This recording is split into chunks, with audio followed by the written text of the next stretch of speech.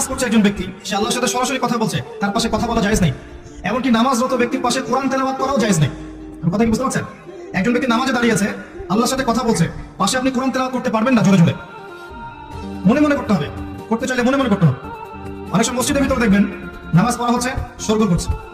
নবী সাল্লাল্লাহু আলাইহি ওয়াসাল্লাম বলেছিলেন, আখিরুজ জামানে, তিরমিজিতে আছে হাদিসটা, আখিরুজ জামানে ইসলামের নামটুকু থাকবে, ইসলামের প্রকৃত বিষয়গুলো থাকবে না।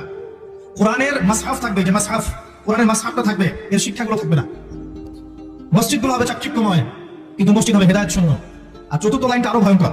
4 নম্বর লাইনে গিয়ে নবীজি বলেছেন সাল্লাল্লাহু আলাইহি ওয়াসাল্লাম, আসমানের নিচে জমিনের উপরে আল্লাহর সবচেয়ে নিকৃষ্ট সৃষ্টি হবেন এক শ্রেণীর আলেম, যাদের থেকে ফিতনা ছড়াবে এবং তাদের দিকেই ফিতনা ফিরে আসবে। তিরমিজির মধ্যে হাদিসটা আছে, যে কোনো আলেমকে জিজ্ঞাসা করবেন এটা কোন শ্রেণীর আলেম, এটা বোঝার জন্য আপনার পিএইচডি করার দরকার নাই। যারা দিনকে দুনিয়ার বিনিময়ে বিক্রি করেছে তারাই সেই শ্রেণীর আলেম। যারা সত্য কথা বলতে ভয় পেয়েছে তারাই সেই শ্রেণীর আলেম। যারা সত্যকে মিথ্যার সাথে মিশ্রিত করেছে তারাই সেই শ্রেণীর আলেম।